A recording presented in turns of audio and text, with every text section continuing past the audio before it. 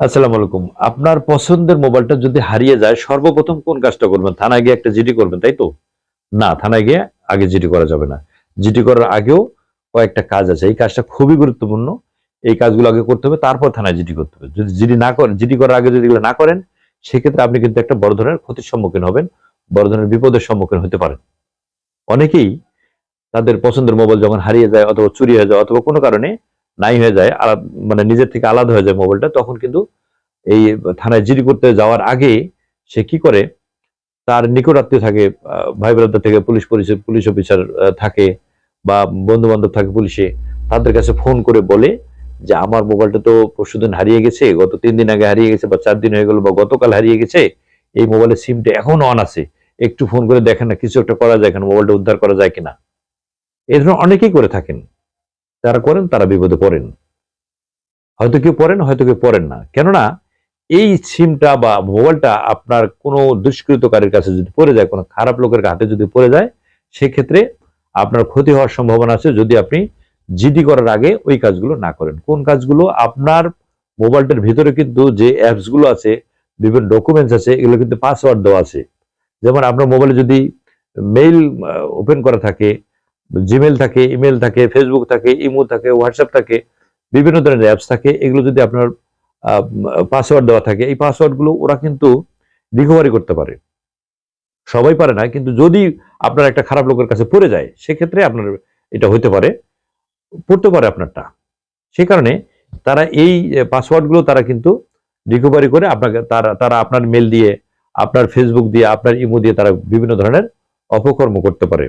অন্য মানুষকে বিপদে ফেলে আপনাকে বিপদে ফেলতে পারে। অন্য মানুষের ক্ষতি করবে, বিপদ হবে আপনার। সে কারণে আপনি প্রথমত, যদি মোবাইল হারিয়ে যায়, সাথে সাথে আপনি আপনার ওই মোবাইলের ভিতরে যে অ্যাপস গুলো আছে, এগুলো পাসওয়ার্ড গুলো পরিবর্তন করে ফেলবেন।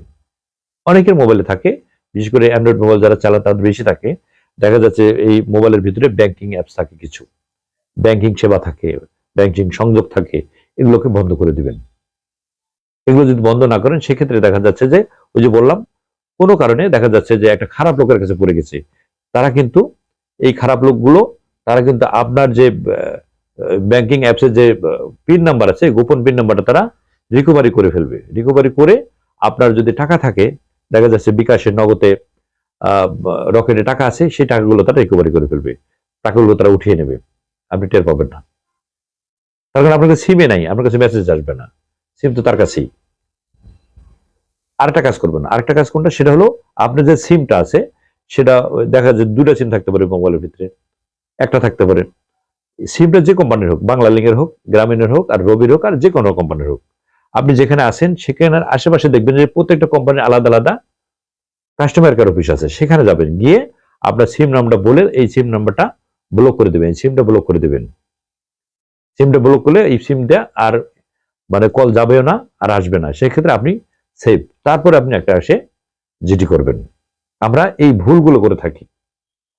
ভুল করার কারণে দেখা যাচ্ছে, ওই যে বললাম যে আপনি জিডি, মোবাইল হারিয়ে গেছে, সিম হারিয়ে গেছে, আপনার 3 দিন হয়ে গেল, আপনি কখন খুলবে এই অপেক্ষা আছেন, কার কাছে আছে এটা জানার অপেক্ষা আছেন, বা যখন খুলে তখন আপনি আরেকজনের কাছে বলেন যে ভাই আমার মোবাইলটা অমুক জায়গায় আছে, অমুকের কাছে আছে, একজন নাম বলছে, বা এখনো খোলা আছে, একটু দেখেন না, মোবাইলটা বের করে দেওয়া যায়, এইটা অপেক্ষা করবেন না।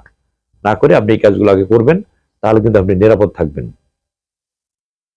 আপনার একটু সতর্কতা, আপনার একটু সচেতনতা আপনাকে আমাকে নিরাপদ রাখবে। যার যার অবস্থা থেকে আমরা সবাই একটু সতর্ক থাকবো, একটু সচেতন থাকবো, আমরা নিরাপদ থাকতে পারবো। যে যেখানে আছেন ভালো থাকবেন, সুস্থ থাকবেন, নিরাপদে পথ চলবেন।